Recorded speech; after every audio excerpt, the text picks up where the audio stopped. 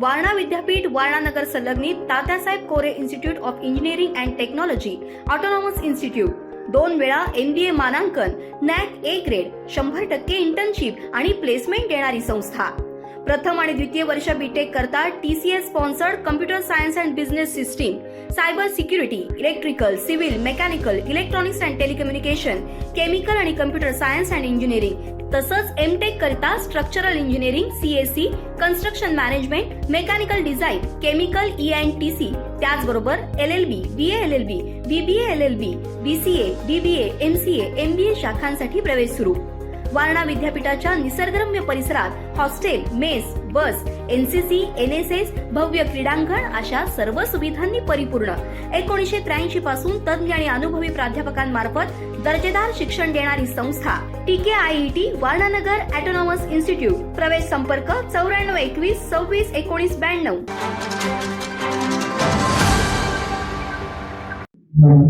गेले 2-3 वर्ष आपण ज्या PGI संदर्भात काम करतोय त्याचं आता फळ मिळायला लागलंय। साधारण पहिल्या 1-2 मध्ये आपण ठरतोय काय उणीव आहेत किंवा यापुढची काय आपल्या समोर असणार आहे। ऍक्च्युअली आपण मिशन उत्कर्ष प्लॅन केल्यापासून आतापर्यंत जो काही प्रवास केलाय याच्यामध्ये हे सामुदायिक यश आहे।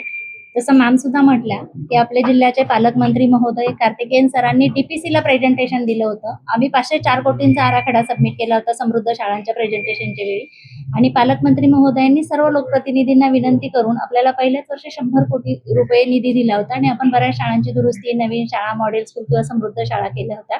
म्हणजे लोकप्रतिनिधी पालकमंत्री महोदयांपासून पूर्ण व्यवस्थापन मधले जे काही ऑफिसर्स असतील, आपले कलेक्टर सर असतील, CO मॅम असतील, किंवा आम्ही शिक्षण विभागाचे काम करणारी यंत्रणा आणि आमचा जो काही डेटा भरणारा शिक्षक आहे किंवा शिकवणारा शिक्षक आहे, ह्या सगळ्यांनी केलेलं एकत्रितपणे काम।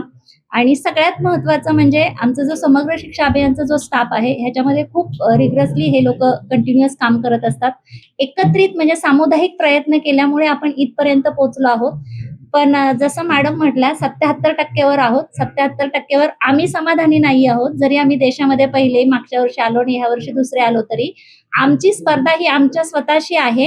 आम्हाला मिशन उत्कर्ष म्हणजे अबव 90% पुढे जायचंय आणि त्यासाठी आमचं काम सुरू राहणार आहे। ताज्या घडामोडी पाहण्यासाठी माझा महाराष्ट्र न्यूजला आजच सबस्क्राईब करा।